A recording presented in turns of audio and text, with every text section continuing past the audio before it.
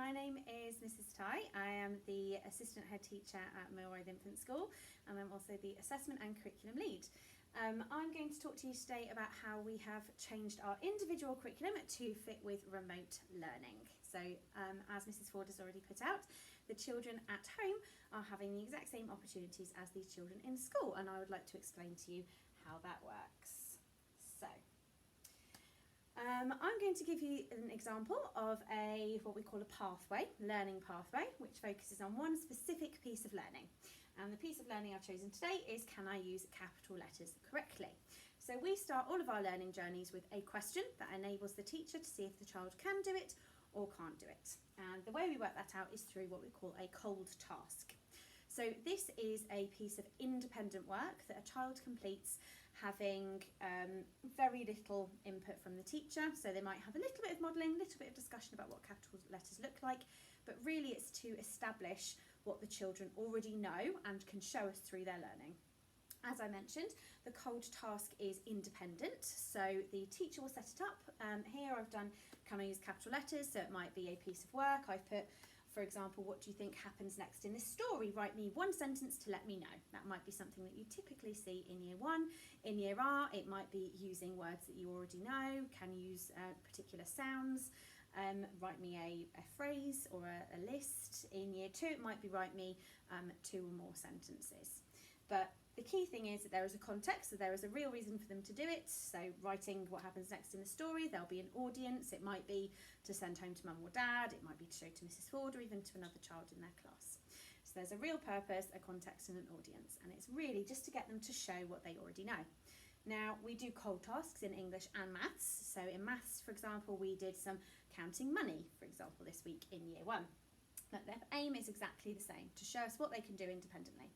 The reason it's important to see what they can do independently is because this is the very basis of our curriculum. We start with a cold task. If your child is not secure in their learning, so taking the example of capital letters, we'll move them on our consolidation pathway, which means that we give them additional information, resources and teaching to get them to understand and embed that learning so that they will hopefully be able to show it by the end of our path at our hot task. If they are already secure and can show us that they know how to use, for example, a capital letter at the start of a sentence, or maybe in year two using it for a name or a place, we put them on our enrichment pathway, which is more challenge, again with teacher input, but really just to give them that more exposure and get them to look at their knowledge a little bit more deeply. So starting with a consolidation activity.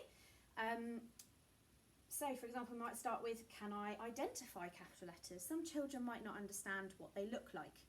So if I have a child, say, has done their cold task and they produce some work that might look like this with a mix of capitals and lower cases, your child's teacher will be able to look at that independent work and say, this is exactly what that child needs. Now on Seesaw, we're replicating our curriculum. So if your child does their cold task independently, we can direct them to an activity along the consolidation pathway or the enrichment pathway that is exactly right for them. And that's why the independence is important, because we know that you want to help your children as much as possible, but to ensure they get the teaching that's right for them, it needs to be independent. Because if we, for example, wrote the sentence out for the child and got them to copy it underneath, I wouldn't know that they can't identify capital and lowercase letters. So I might give this child an activity like sorting letters into groups, looking at a capital F and a lowercase f, can you tell me which is which? And just doing a little bit of the identification. I may also, on my consolidation pathway, have a child who's not sure when to use them. So you can see in this piece of work, the child is using H, H, H in capitals and then a lowercase here. So this child might be doing a little bit of highlighting of their work, unpicking why they've put certain capitals in that place and looking at why this one is a lowercase and should these be lowercase as well. Also on our consolidation, a different gap entirely might be not knowing when to use one at the start of a sentence. For example, I have a child who's not used any capital letters, but you can see clearly they're using lowercase letters. The key point in all of this is that our curriculum pathways are tailored to the gaps that we expect to see in the children. These 3 children have very different gaps, and the teacher can identify those using the independent work from the cold task. That means that we can then move them rapidly through the learning that's right for them. Going back to here, we've seen 3 examples of what children who aren't secure in using capital letters might do. And you can see how essential it is that the cold task that they're doing is independent. Now, within school, the cold task is independent as well, because we need to be able to group our children and work out exactly what they need. And it's essential that that happens at Seesaw as well. So on Seesaw, your child will be given a cold task. It will be marked cold task, and the teacher will record on there that it should be done independently. They will then be directed on following days to an activity that will support them in gaining new knowledge, new understanding, and being able to apply it. Then, at the end, they will have an independent hot task, so your teacher can see how well the child has embedded their learning. Now, if a child is already secure in that, here's an example of what an enrichment pathway might look like on Seesaw and at home.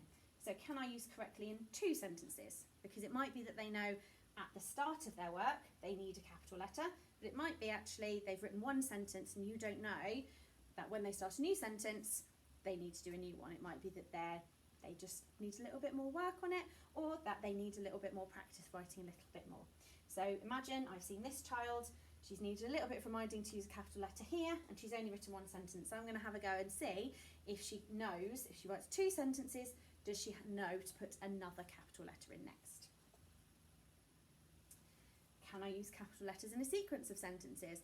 Might be another thing we need to look at. So for example, they've written 2 sentences here. It might, but you can see when they've got to the end of the second one, they've got a little bit confused about whether they need one or not. So maybe writing something again within a context like we do in the rest of our pathways. The aliens want to know more about you. Can you tell them all about yourself, what you like to play, your family and your favourite place? Then we can put it in an envelope and give it to them. So in every step of our pathway, we try and give the children a real context for their learning, so a real reason or someone that they need to write to and a reason that they need to use these capital letters. And obviously having someone like an alien, because we've had alien visitors in year 1 before, to write to makes it really purposeful for children, and having some things that they need to share, again, just makes them that little bit more engaged.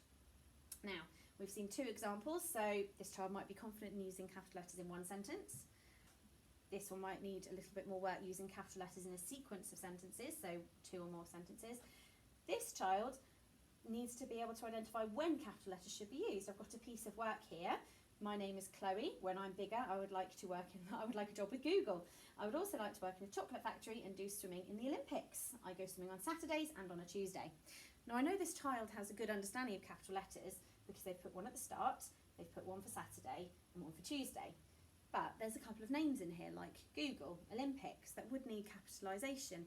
So our enrichment pathway gives the children and the teachers an opportunity to have more dialogue, if the child is secure in that learning, of how they can expand it. Because we know capital letters don't just go at the start of sentences. We need them for place names, people's names, companies, all kinds of things. And it's really important that children get to understand that.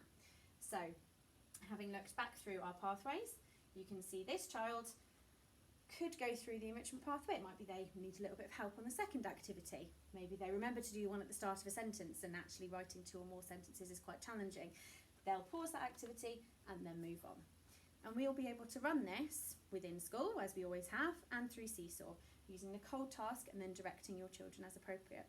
The children aren't expected to get everything right every day, because actually that's not always how children learn. It might be that they get a little bit stuck on 1 activity, or they might whiz through depending on their knowledge. It really depends on the child. Okay, so on Seesaw, as I mentioned, the children will have a cold task, new learning following the cold task, and then a hot task at the end. So exactly the same as we do within school. This does look quite different for different year groups. Obviously, our early years children are used to play-based learning. Year 1 are transitioning into a more formal curriculum, and year 2 have an established formal curriculum. So don't be surprised if it looks slightly different on your child's Seesaw. For example, in year 1, our children have a mix of pathway activities and regular practice that they need. In year R, they have a lot of regular practice of, for example, using different sounds. We also know that the children will be doing foundation learning and phonics on Seesaw. They don't follow this pattern, so it's only for our English and our maths. There are also resources available to help. Now, in maths particularly, it's important to think about the resources the children are using. If a teacher has, for example, put coins on the page, as we have in year 1, it's a good idea to get children to use those. If Year R children have been using one-to-one correspondence or one-to-one items to count, for example, counting spoons or forks, or even putting pictures of Pneumicon on Seesaw, it's important to use those because children need an understanding of what a number looks like before they can look at the abstract concept of what a number physically is drawn like. So don't move straight to writing sums. They need to do lots and lots and lots of practice of practical resources. Okay, so the teachers will be setting cold tasks, as I've mentioned, and daily work will be set. Now, as I've shown you our curriculum, we are quite dependent on the children completing one activity before another one can be set. If they're in the middle of the consolidation pathway and don't complete their activity, the teacher won't be setting a new one because we need to know their learning and if they're able to access one activity before we can move on. So when it comes to the English and maths, we won't be setting new learning if a previous activity hasn't been responded to. Now, we know children aren't always as excited about writing reams and reams of sentences or solving lots of sums, so the teachers are doing their best to make sure that the Seesaw activities are fun and engaging and as kind of open-ended as possible. But we will need the children to do some writing so that we can do some assessing as appropriate. So teachers will assign new learning after their current work has been completed. Now, in Seesaw, there is also a limit on how many activities you can have. So older activities for things like phonics, foundation and older English and maths activities will be deleted after 2 weeks. Our pathways generally run between 5 and 7 days long. So that's plenty of time for the children to work their way through the activities, even if things in life crop up, as they sometimes do. Teachers will be teaching in class, so we obviously do have children in school. So we will be teaching the pathway activities to the children in school and managing home-based learning. So thank you to everybody who has been messaging about learning using the Seesaw app and speaking to school contacts when we've called you just for have a chat and see how you're getting on. And thank you very much for your patience while the teachers are managing their class resources and at home. So we will be setting and reviewing new work daily. Now, we know every household works differently. Some parents are still working, some are working from home, and some are able to work with their children during the day. So please don't worry. If you are an evening worker and your teacher has already allocated the activities for the next day, don't panic. It's absolutely fine, whatever works for you. But new activities will be uploaded daily, and that will be as consistent as a time as possible. If you do come to a point, which is unlikely, when you have loads of spare time and your child needs a little bit more focused learning and you've completed everything on Seesaw, please have a look at our learning letters. So those again are linked to our curriculum. We also have the key knowledge sheets. Now those are being uploaded to Seesaw as well. Both of those have a wealth of knowledge, links, things that the children should understand, and we're trying to make it as easy to access at home as possible. So we won't be asking for lists of resources, no building giant wigwams or anything like that. So we will try and make it as accessible as possible and promote talk and research and as much conversation as possible. There are other resources available. So Phonics Play we use a lot in school, and they have again thankfully made it free for parents and children at home. So please have a little look at there. We have put the code up on our Facebook as well. So that's a good place to go to. The children are very familiar with all of the games, and phonics is the basis of reading and writing. So if you find that you've run out of activities, phonics is a good place to start. Then we have BBC Bite Size and Oak Academy Trust. I would suggest that you look at the key knowledge sheets before going to those, because the key knowledge sheets will give you an idea of the things that the children are working on at the moment. For example, we're looking at deciduous and evergreen trees. So if you look at our key knowledge sheet, that will give you an idea of where to go on BBC Bite Size, rather than just thinking, oh, I'm not really sure what they're looking at, and finding something you're not sure about. Obviously, always have a look at your year group curriculum and make sure that you're looking at the activities that your child is interested and engaged in. So, contact information.